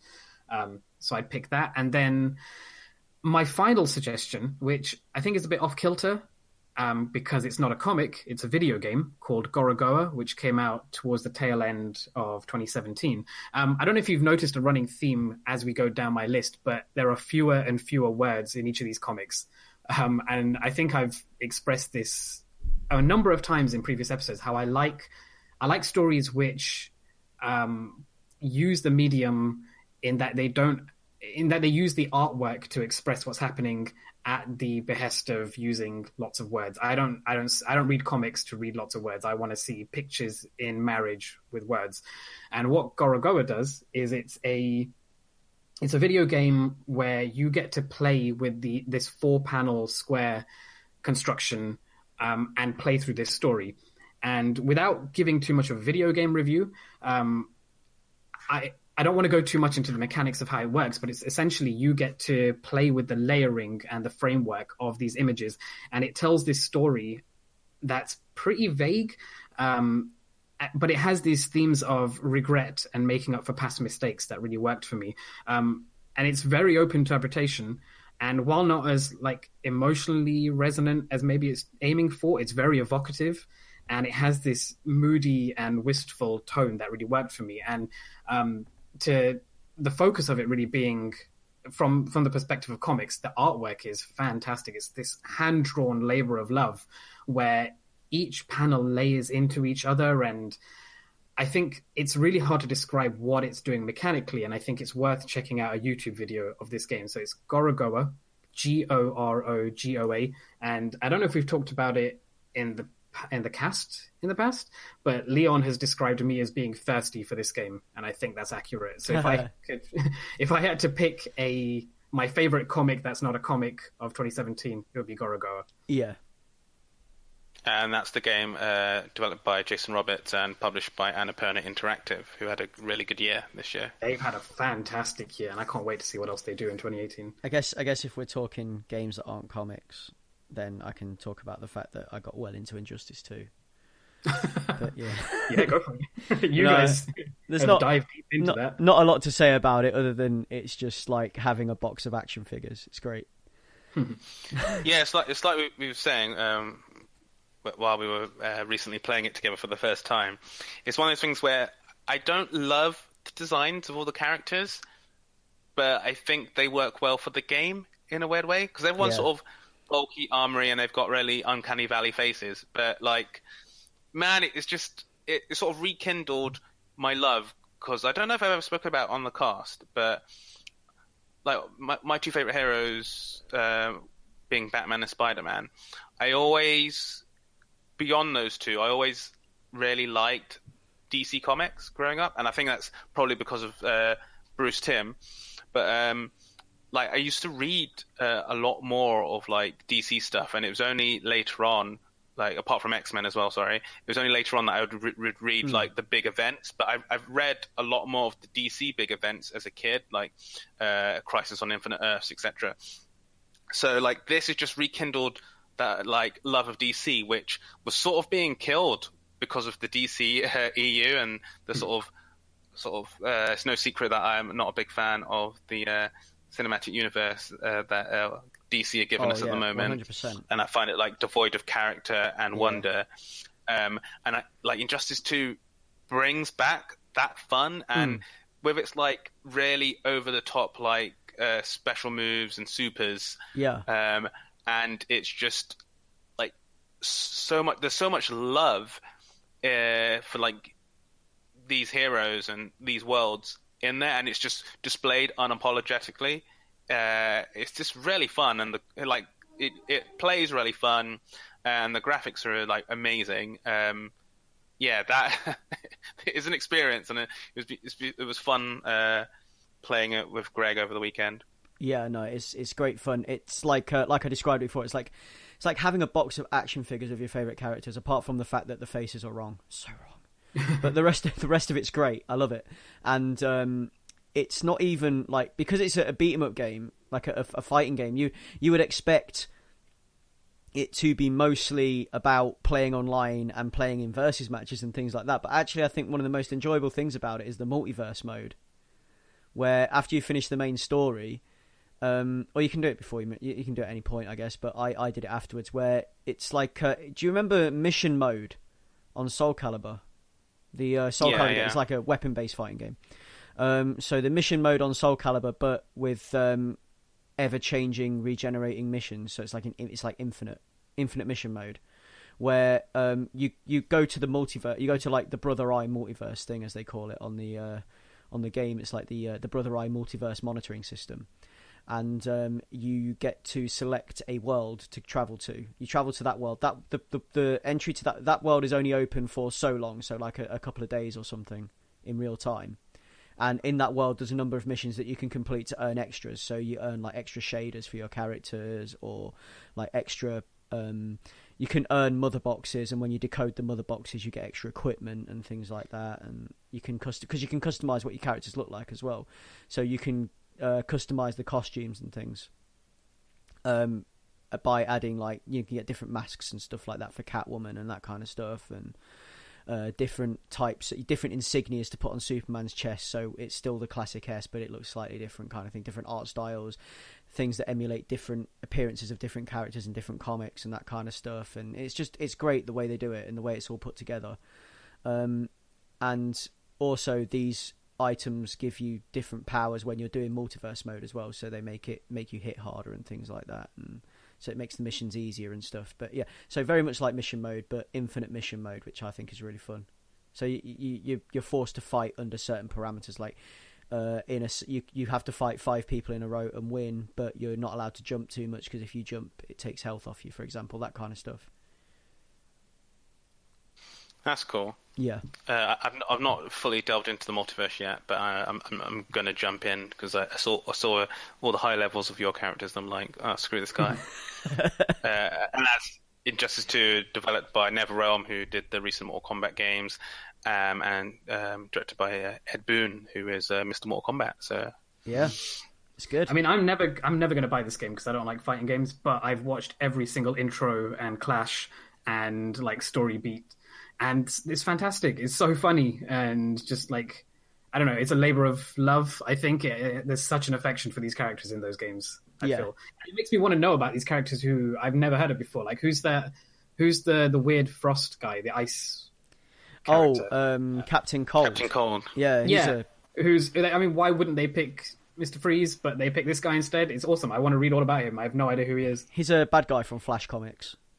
I see. But Captain Cold like has a skin that effectively turns him into Mr. Freeze. It gives him new dialogue and makes him look like Mr. Freeze. Interesting. Okay. Before we leave this, I've got to say though, my one big negative is the Joker design. Oh Lord, no, yeah. I was trying to avoid talking about that, but yeah. It looks like Jared Leto and what's his name from Beauty and the Beast, like had a baby. And it was even more damaged. It's horrible. It's the worst thing ever. Anyway, so I guess that leaves us to what we're looking forward to in 2018. So we've talked about everything we loved about 2017. That's 2017 over and done with, I guess. Before we move into 2018, were there any other honourable mentions for stuff we found in 2017 that wasn't necessarily... yes. made in 2017 or released in 2017? You had a couple, right, Greg? Yeah. So I'm skipping here now. So yeah. So this is the honourable mentions, as Ray quite rightly pointed out, of things that we've discovered, or discovered's the wrong word. Things that we found in 2017 that weren't necessarily published in 2017. So we'll just run through these quickly. So for me, my big thing was finding Archie Comics, because I never really been much of a Archie fan. It just sort of flew under my radar, but last year was the big year for Archie for me. I've gotten big into Archie Comics, mainly the sort of 2015, I think maybe 2016 kind of like redos of Archie, where you've got like Fiona Staples on art duties and things like that, and Chip Zdarsky, doing the writing and that kind of stuff, and just to name two of the people that work on it.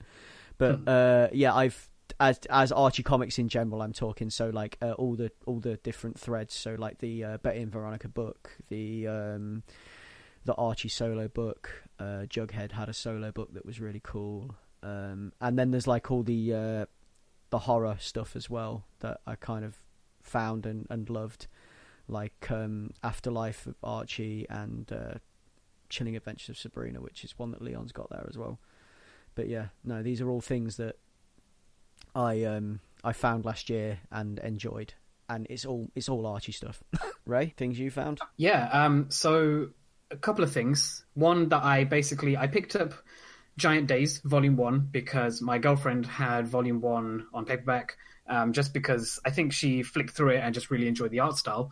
And I saw that they were on sale on Comixology, and I was like, I don't want a paper book. I'll download the books from Comixology. So I downloaded Volume 1, and I fell in love with it.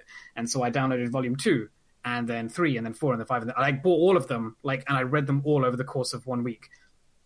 Gorgeous artwork and really sweet slice of life stories about these young women who are attending university, and just the things that they're going through, the emotional highs and lows of university life in England. And it's great. And then another Tom King story, The Vision, which you guys introduced me to. I believe one of our listeners encouraged us to get on this, and it started my love affair with the Tom King stories. The Vision is amazing. I think it's 2015, 2016 maybe, but yeah, like in my head it feels like a 2017 story just because I was introduced to it last year. And doing similar things to the Mr. Miracle run, where it's asking these really big, broad, heavy questions without necessarily giving you all the answers, and it super works for me. So those are my two not made in 2017, but found in 2017 picks. So Leon, found in 2017. I've got a couple, as you previously mentioned, Chilling Adventures of Sabrina by Robert Aguirre Sacasa, the current Riverdale showrunner, and art done by Robert Hack. That was a book that was, I think I'd read an issue or so back when, because I was coming off the back of Afterlife of Archie, but I fully delved into it this year ahead of the episode that we spoke about it on, and fell in love, and I'm super happy and hyped for the Netflix show, which is also going to be show run by Sarkassa. Yes, the Netflix Riverdale show is really good as well, and that was our Halloween episode. That was last year's Halloween. So, Chilling Adventures of Sabrina, I think it's had a weird release schedule, but I think that's because Aguirre Sacasa has been kind of busy. But I would definitely recommend people check that out. Another one I spoke on a previous episode was Your Black Friend by Ben Passmore. That short story dealing with sort of the complex realities and where sort of inconsistencies and push and pull you can get just being like a black man and like having to function in a world where you're a minority. Listen to that past episode if you want me to go deeper into that. But that was a really nice find, which I think I might be able to thank Amazon for that. I think it came up and suggested, like one of the few times that's ever been useful for me. So that was good. Thanks, Alexa. Thanks, Alexa. And then she can hear you. Sorry, anybody that we've made your Alexa speak. And the last two are two that I got in the bundles that we spoke about early in the year. So got the Infinite Loop by Pierre Collinet and Elsa Charretier. And that's the cool sort of time travel-y adventure book. Kind of adventure book. It's more sort of like a paranoid thriller in some ways. But that was a really interesting find. And that's a full-on graphic novel. Like, read it all in one go. So I definitely recommend that. And in that same bundle was East of West, which is something that I've been hearing about for a while. And I think when I was watching an interview of Ta-Nehisi Coates ahead of our Black Panther episode 2 episode, he mentioned it as a comic that he was enjoying what was going on, and so I delved in.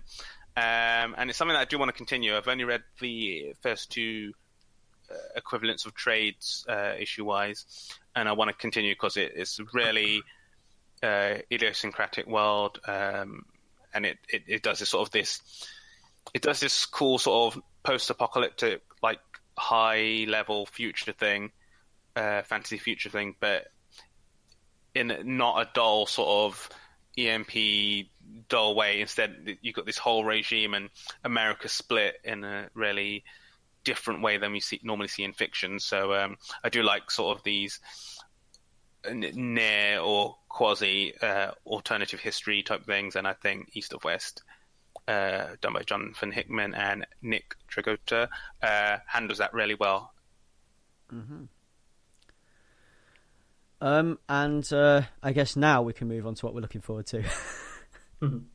So me and Ray have just got like a bit of a rundown of things that are coming out in 2018 that we think that we should, well, we're looking forward to. We think they're going to be great, and we think that you guys will probably think they're great as well. So I'll start off a book from Boom Studios called Abbott, which is about she's, according to the blurb, she's a journalist, and she kind of gets interested in crimes that are being ignored by the police, or seem to be being ignored by the police.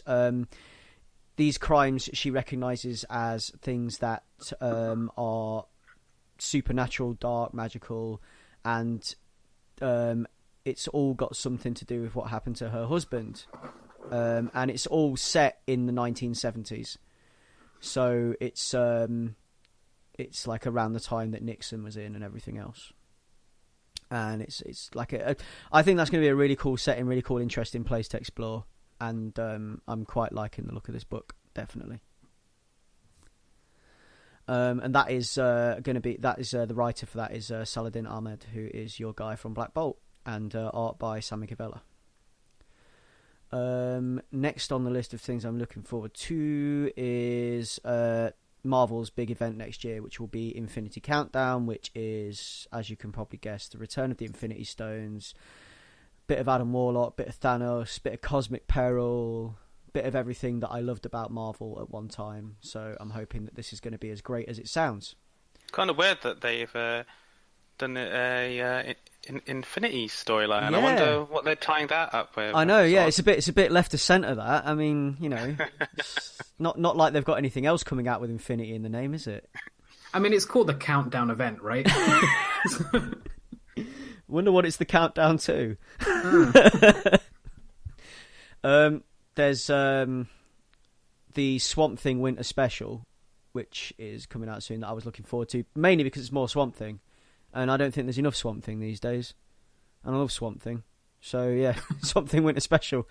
There's this one's a bit of a weird one that I'm looking forward to. It's a bit left to centre because it's called Exit Stage Left: The Snagglepuss Chronicles. Now, if you're all familiar with the Hanna-Barbera character Snagglepuss, big pink cat with a collar and a tie and a hat, says "Heavens to Murgatroyd." Now, what they're doing is they've basically what DC have been doing this recently, where they've been taking Hanna-Barbera characters and re-injecting life into them in a modern way and whatever. And what they're reimagining them slightly, and what they've done, because obviously we've had like the fantastic Dastardly and Muttley last year, that started last year. It's still going. What we've got here is they're now doing Snagglepuss, and this imagines Snagglepuss as a gay playwright from the south of America. So a gay playwright in the south during the sort of height of McCarthyism in America. So like 1950s. States is in a nuclear arms race with the Soviet Union, and it's like Snagglepuss ends up drawing the attention of the House Committee of Un-American Activities, and it's like there's like a purge going on within show business of subversive left of centre voices and whatever, and Snagglepuss ends up being one of the people caught in the crosshairs, and I think it's really a really interesting. Sounds super interesting and super original. Like, what a way to treat a cartoon character, you know? I just think, it just sounds like a great thing. I would have loved to be in the room for that pitch. Yeah, exactly. Yeah. I cannot believe how interested I am in something called the Snagglepuss Chronicles. It sounds great. I'm gonna have to pick that up. Yeah, I think one of the main the greatest things about it as well is that he's still a pink cat. Like they've still got like the animals are still they're still animals in this, I think. So yeah. Following on from there, you've got well, it's already out. I'm kind of already holding it in my hand. Issue 1 of Batman and the Signal. So this is like Batman's latest sidekick is a character called the Signal. Now, this character's origins are back in the Endgame storyline from the New 52, and I shan't talk too much about what his origins are and everything else, because I'm sure that's all going to get revealed in this new book, because I believe that's the point of it.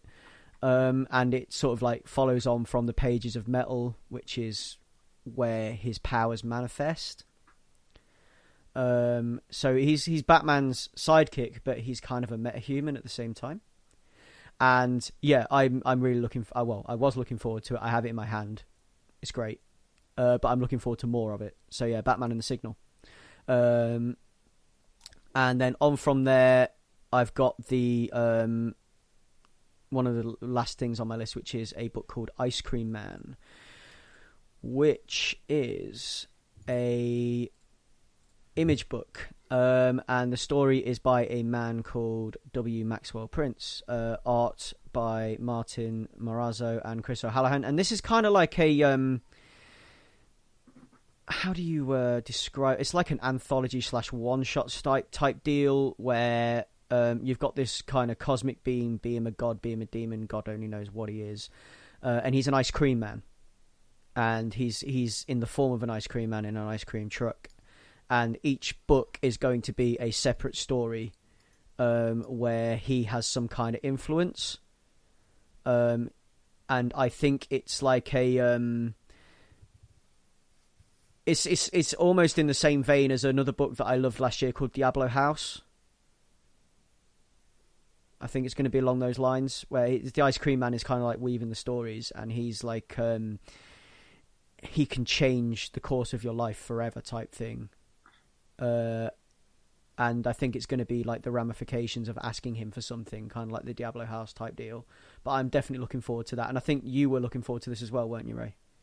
Yeah, it's something I just noticed on the roster of upcoming Image comics, and I think that comes out January the 17th, so it's not far off. Yeah, we're pretty close to that one. And then there's another one that's an Image book that I've got on my list, which is Oblivion Song, which is another one, again, that was on Ray's list as well. And that is going to be a post-apocalyptic... how do I describe this? It's by the same guy that did Walking Dead, yeah, and I can't remember his name. Robert Kirkman. That's it.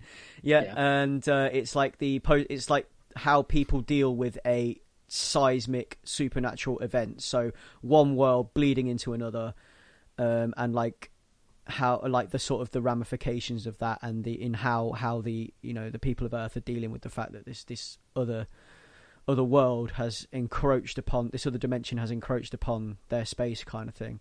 Kind of like, to me, it sounds like it's a bit The Realm, a little bit The Walking Dead, a little bit The Realm, which was a comic from last year. It was also great, which has similar themes. I don't know what you make of it, Ray. Yeah, I mean, the way I had it pitched was it's about 300,000 citizens of Philadelphia suddenly lost in something called the Oblivion. And it's about this one guy who makes daily trips, risking his life to try and rescue those that may or may not still be living in this hellscape. Sounds kind of cool to me. Just curious to see where it goes. And I have some faith in Robert Kirkman. I mean, I kind of fell off the edge of The Walking Dead after issue 100, which if you've read to issue 100, you would know exactly why I stopped reading at issue 100. But I'm willing to give it another go. Seems interesting. So, yeah, I was never a fan of The Walking Dead. I was already tired of zombie apocalypse by then. So, but this is sounding something pretty different, something pretty cool. So yeah, that's why I'm interested. And Ray, I guess it's whatever's on your list now. Yeah, I've got a bunch, and there's one standout which I will say for the end. So, first one, Twisted Romance, which is story by Alex DeCampi, and apparently it's going to have a guest writer for every other issue. And it's all about tales of love gone wrong, right, and everywhere in between. So issue number 1, which comes out on February the 7th by Image Comics, is called Old Flames, set in New York City in 1978. And the blurb from the website is, there are thousands of ways for people to get together. There's only one agency dedicated to tearing them apart, Heartbreak Incorporated. And that in itself sounds great to me, so I'll be looking forward to that.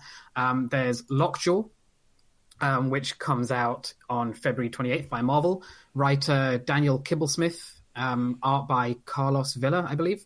And it's Lockjaw, the giant dog from the Inhumans. I don't really know about Lockjaw from Ms. Marvel, but that's enough to get me interested. What else is there? There's the new Kick-Ass and the new Hit Girl, which I'm not super sold on, but I'm curious to see where it goes. Issue 1 of Kick-Ass will be out on February the 14th. Issue 1 of the new Hit Girl will be out on February 21st. Both being done by Mark Miller again, and John Romita Jr. and Ricard Lopez Ortiz for Hit Girl. What else is there? There was Lucy Dreaming, which is a Boom Studios comic coming out March 21st. Writer Max Bemis, I believe, and artist Michael Dialness even. And the blurb from the website says, a sweeping coming-of-age fantasy about living your dreams, literally. In her dreams, Lucy is the hero of all her favorite stories, living each night as a grand adventure. Just the cover, again, like as so many comics, the cover sold me on this. Vibrant, radiated, like yellow, purple wash. against a muted white, pink, violet, foreground of futuristic soldiers firing into the air. It looks cool. So I'll be picking up on that. What else did I have? I've already mentioned X-Men Grand Design, which I was going to discuss as a 2018 comic, but as Greg rightly put, it started at the tail end of 2017, so we've already talked about that enough. And the standout for me, aside from Ice Cream Man, which Greg talked about, is Hungry Ghosts, a Dark Horse comic, issue 1 coming out on January the 31st, and it's written by Anthony Bourdain, the chef, and Joel Rose, art by Alberto Ponticelli and Vanessa Del Rey. And paraphrasing from the Dark Horse website synopsis, it's inspired by the Japanese Edo period parlor game of Hyaku Monogatari Kaidankai, which literally translates to a gathering of 100 supernatural tales. So Hungry Ghosts reimagines the classic stories of yokai, yurei, and obake, which translate to monsters, spirits, and transformed beings, respectively, all tainted with a common thread of food. So issue 1 is called First Course, and the synopsis describes it as, with bad consequence, a ramen chef refuses to help a beggar, and a band of pirates get more and less than they were bargaining for after their encounter with a drowning woman. That sounds super interesting, and yes. The fact that it's written by Anthony Bourdain is mind-blowing to me. That's kind of cool.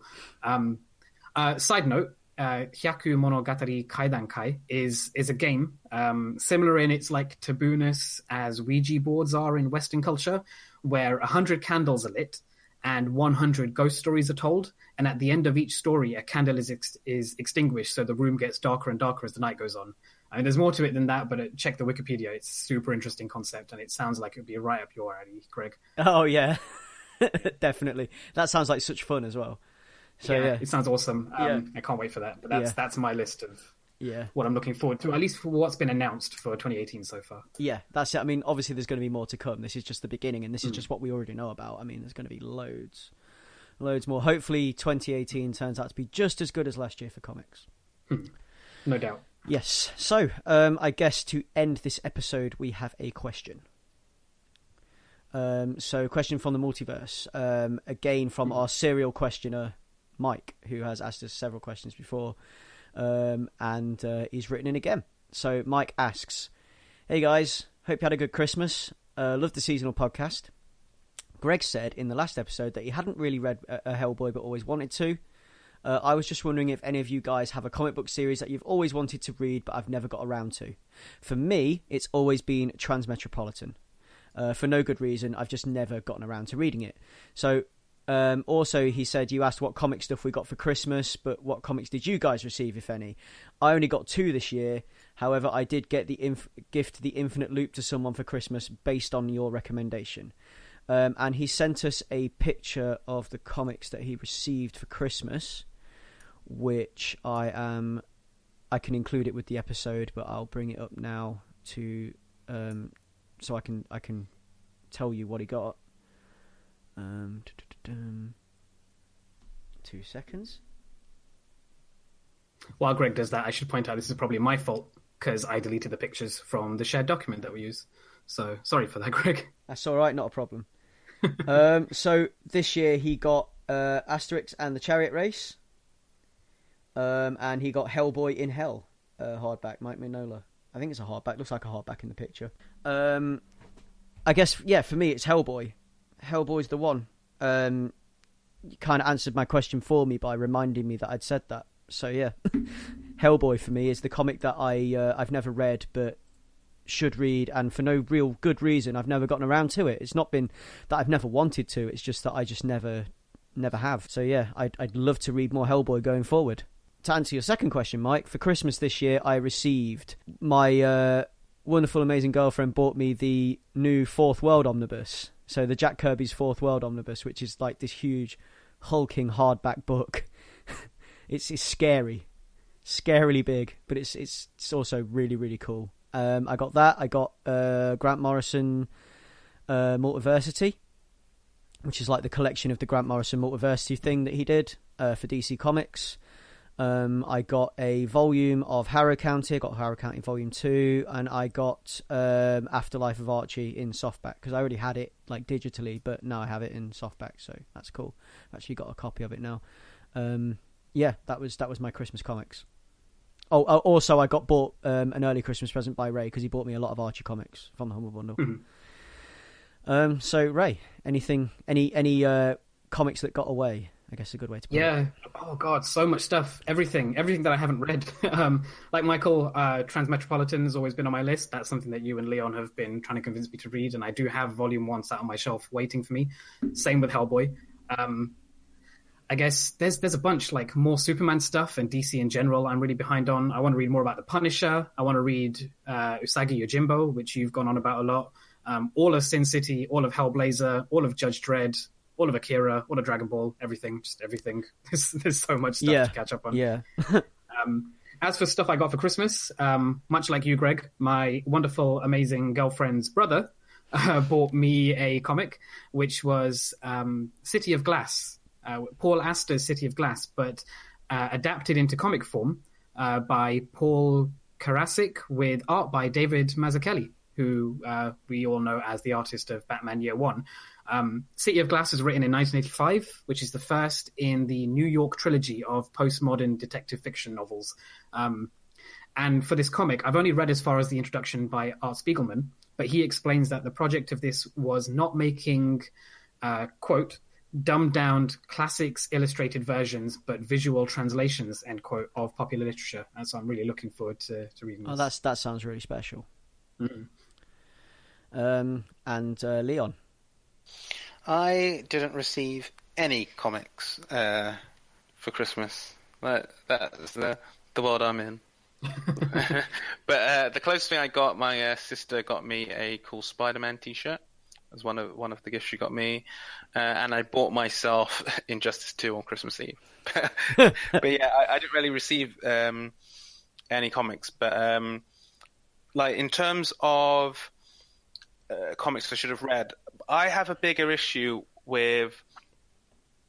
There's loads of comics where I read the first trade, sort of during my 20s, and always promised myself that I would go back, and didn't. And a couple of those are like Astro City by Kurt Busiek and Brent Anderson. Read the first 2 trades of that. Never completed. Most of these are going to be Vertigo, by the way, because I was a big Vertigo junkie. Was it 100 Bullets? That's one that I discovered around the same time I started reading Why the Last Man. But Why the Last Man, I continued buying the trades and caught up. 100 Bullets I didn't, but I always found the setup of that story to be really interesting. There's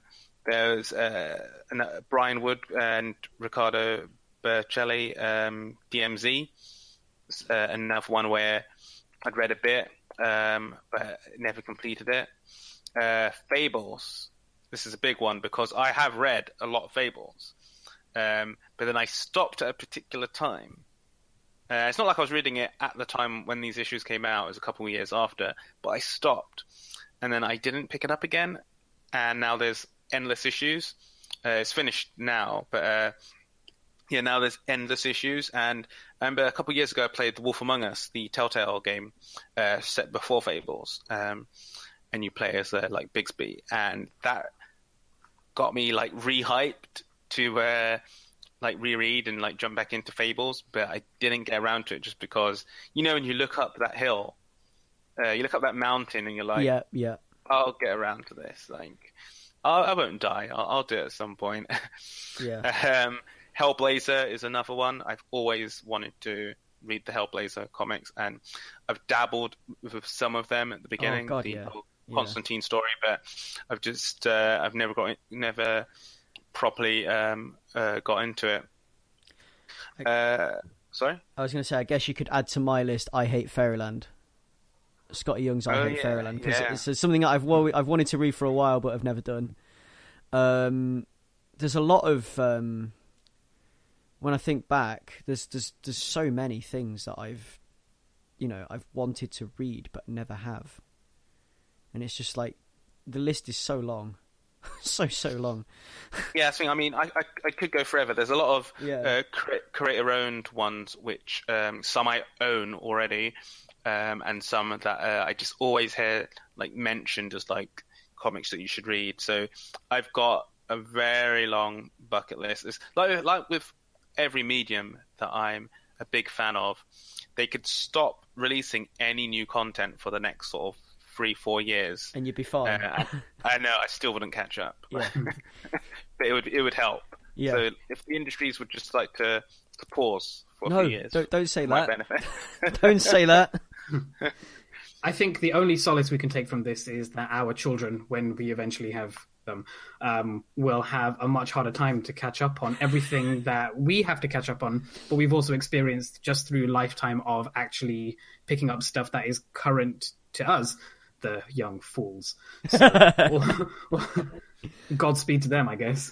So when they're listening to this podcast in 20 years' time, When it's beamed directly into their brain. yeah, But yeah, I will just end mine on Transmetropolitan as well, Warren Ellis, Derek Robertson going, because while I've read a couple trades of that as well, I didn't complete it. never finished it. Yeah, Yeah, so there's a lot of this. Yeah. I mean, I don't think another I've- Derek Robertson book is The Boys. I'm like Yeah. 2/3 of the way through that, but I haven't read it in years. I don't think I've actually finished Transmetropolitan either. You know, thinking about it, I think that's one that got away from all of us.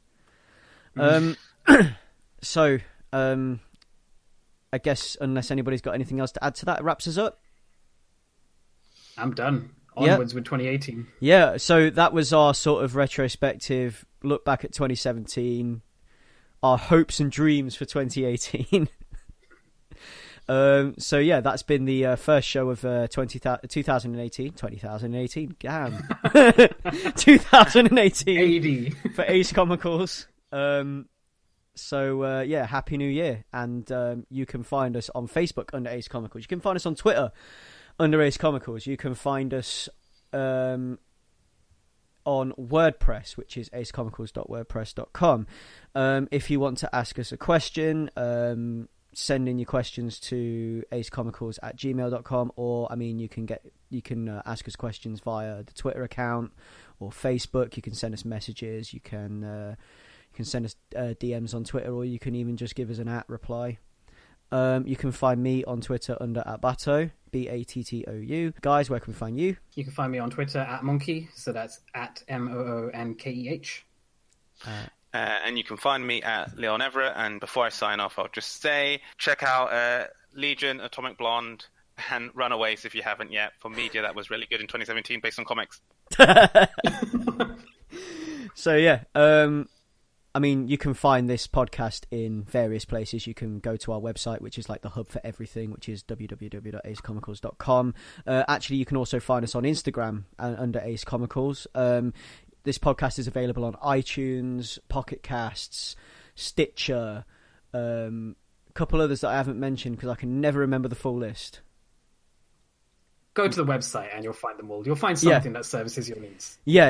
If you subscribe to a podcast service, you'll be able to listen to us. The only one that we're not on yet, because they don't let British people do that sort of thing, is Google Play. I think we need to stop talking about that, Greg. No, It's a new year. Give it up. I'm going to keep talking about it till Google listen. I know it's basically an ant shouting at a giant, but I'm going to keep talking. I'm going to keep doing it.